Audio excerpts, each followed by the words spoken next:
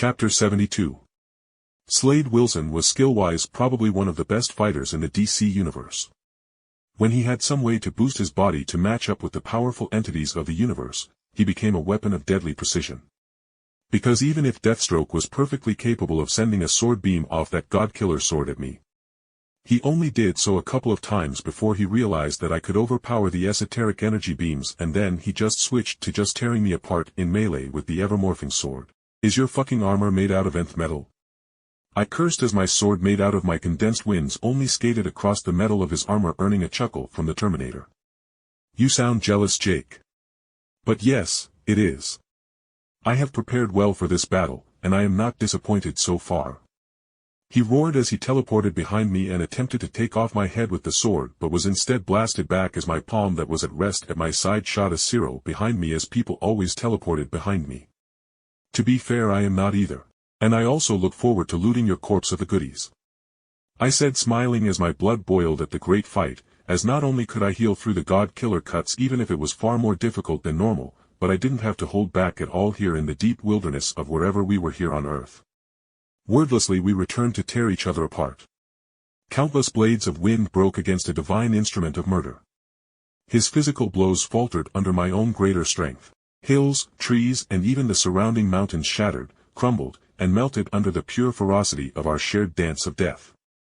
Even he had his own lesser form of regeneration, so any times I could blow aside his arms so I could punch him so hard his innards would break down, or likewise if I could get him in a hold to break a limb, all such wounds would heal in the course of a minute or two. Nothing to my own regeneration that could heal a cut-off limb altogether in less than 10 seconds, but still he was able to persist. The wounds I did inflict upon him were unable to stack up or anything.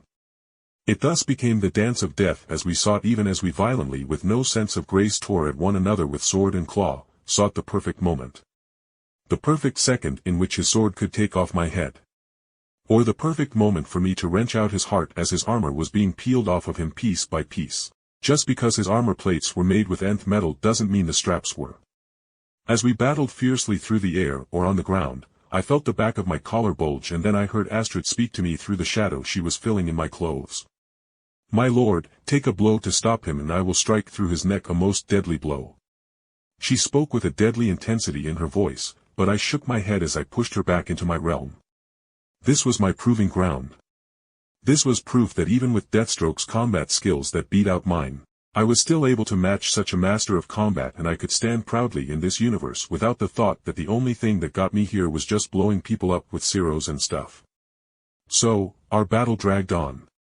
For several minutes that felt like hours as we moved at speeds that were all but a blur for a human. We did our very best to kill one another until finally, his morphing sword became needle-thin and like a wavy string pierced my body and began shredding it internally. But in that moment, as Deathstroke locked up as the GodKiller sword's sentience took control of his momentum, I stabbed my hand into Slade Wilson's chest and ripped out his heart that was dyed with golden blood streaks from his connection with the GodKiller, making him stiffen and collapse even with his superhuman form blessed by the nth metal and GodKiller sword.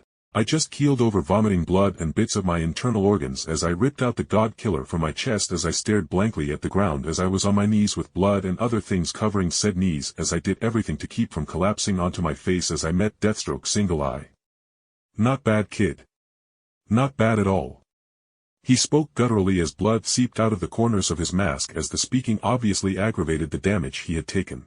"Hey Jake, can you do me a favor?" he asked, and I snorted as I could finally feel my mangled heart starting to beat normally after being blended by the razor whip the sword became. "What?" "Keep in mind I am still pissed that you stole my kill on Savage, so I won't promise anything," I spoke, spitting some blood to the side to clear out my throat. "My daughter is being held by the demon head on his magical island in the name of training my successor. It's why I have been doing the light's bidding for such cheap prices, haha. I ask, when you do kill that undying rat, that you take in my daughter and make her as strong as I was just a bit ago." Slade spoke as he sighed and then tossed the GodKiller next to me, and he grunted as he willingly relinquished the divine blade to me. "GodKiller won't fight you for ownership. Just free my daughter. You don't even need to train her, but with it, she can be a potent supporter for your Fey realm. Just settle the score, Jake Barrisis." He hissed before relaxing, and I realized the man died. Even with the nth metal on his body still fortifying him, he was but human, and a human can't live without a heart that which I had crushed. For a whole minute, I thoughtlessly and silently stared at Slade Wilson's corpse before I sighed, and with as much respect as I could, I removed his mask, his normal katana, and took the nth metal plates to make my own armor or something at some point. Then with my bare hands, I dug the warrior a grave and made a tombstone for the man as I engraved the following words upon it along with the date of his death. Here lies Slade Wilson, the Terminator. Deathstroke. A noble, almost matchless warrior, who with his final breaths asked for the safety of his daughter above all else. Showing that at his core he still had love and care within him. With Slade Wilson's body properly put in his grave along with his hands holding one of his side swords. So, he could get sent to Valhalla, as that was the only afterlife that deserved. I opened a Garganta with the Infinity Island as my destination as I held the GodKiller sword in my hands, feeling its power augmenting my own. Let's go kill a false demon and I can see what you can do, I spoke aloud, but seemingly in agreement with my words the sword pulsed with warmth as its golden handle molded to fit around and clench onto my hand like a sort of dueling hand guard. That morphed around the hand.